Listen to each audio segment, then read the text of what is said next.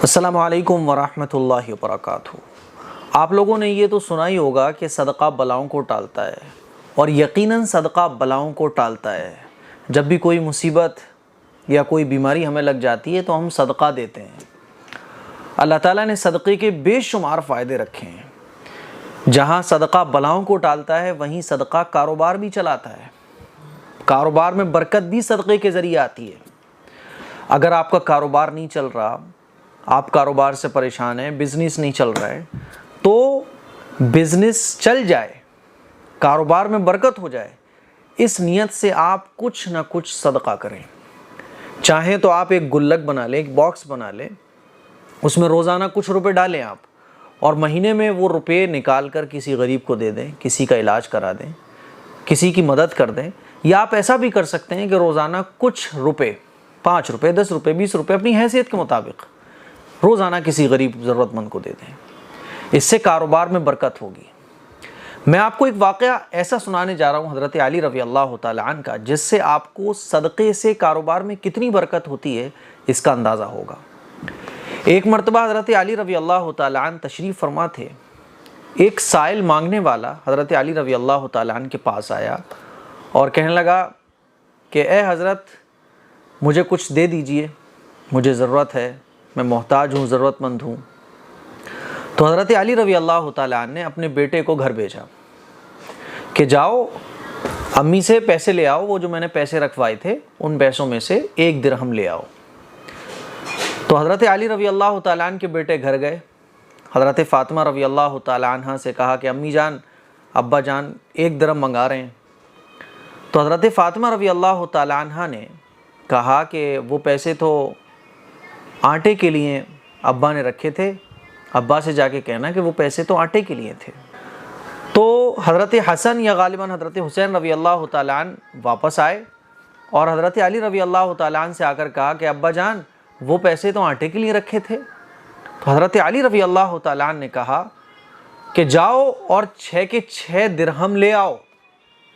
یقیناً اللہ تعالیٰ اس چیز کو پسند فرماتا ہے کہ اللہ کی راہ میں وہ دے دیا جائے جو بندے کو سب سے زیادہ محبوب ہو، اور اس یقین کے ساتھ دیا جائے کہ جو دنیا کی چیز ہم اللہ کی راہ میں دے رہے ہیں تو اس سے بہتر وہ چیز ہے جو اللہ کے پاس ہے ہمارے لیے۔ جاؤ 6 کے 6 درہم لے آؤ۔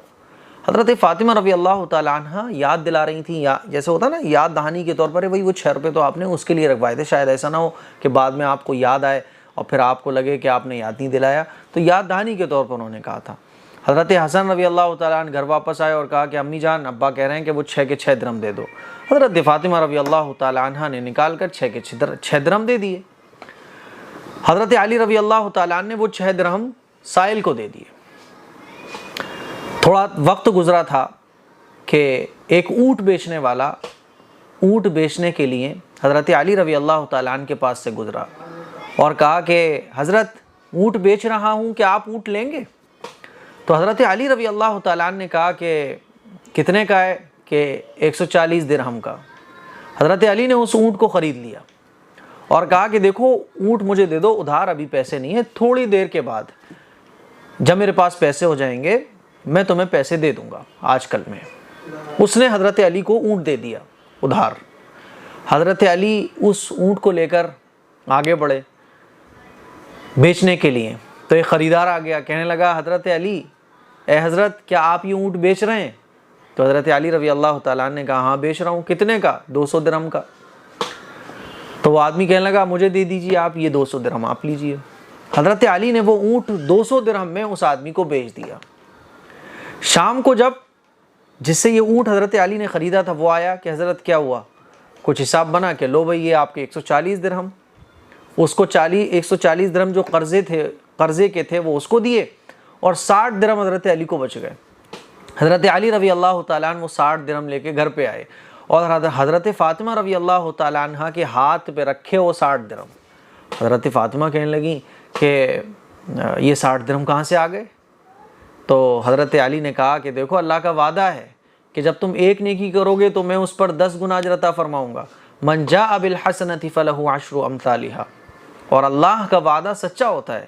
ایسا نہیں ہو سکتا کہ کوئی اللہ کی رضا کے لیے اللہ کی ذات پر یقین اور امید رکھتے ہوئے اللہ کی راہ میں کچھ خرچ کرے اور اس کو 10 گنا اللہ نہ دے، ایسا نہیں ہو سکتا۔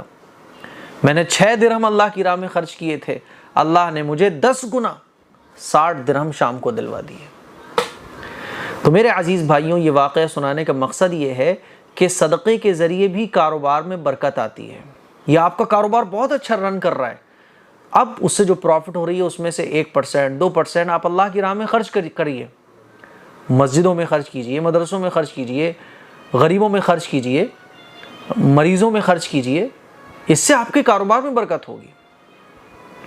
تو صدقہ جہاں بلاؤں کو ٹالتا ہے، وہیں صدقہ کاروبار میں برکت کا بھی ایک بہترین ذریعہ ہے۔ کچھ نہ کچھ اماؤنٹ اپنی سیلری میں سے، اپنی انکم میں سے صدقہ کرنے کی عادت بنائیے۔ اس کلپ کو شیئر کریں، دوسروں تک پہنچائیں۔ السلام علیکم ورحمۃ اللہ وبرکاتہ۔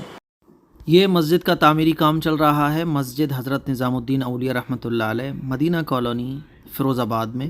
2 سال پہلے ہم سب لوگوں نے اس مسجد کو مل کر تعمیر کروایا، بنیاد رکھوائی، اور اب الحمدللہ اس کی دوسری منزل کا کام چل رہا ہے۔ آپ دیکھ سکتے ہیں، آپ حضرات میں سے جو لوگ مسجد میں تعاون کرنے کے خواہش مند ہوں تو وہ حضرات اس اکاؤنٹ نمبر پر جو آگے دیا جا رہا ہے، اس میں مسجد کے لیے جتنا ہو سکے تعاون کر سکتے ہیں۔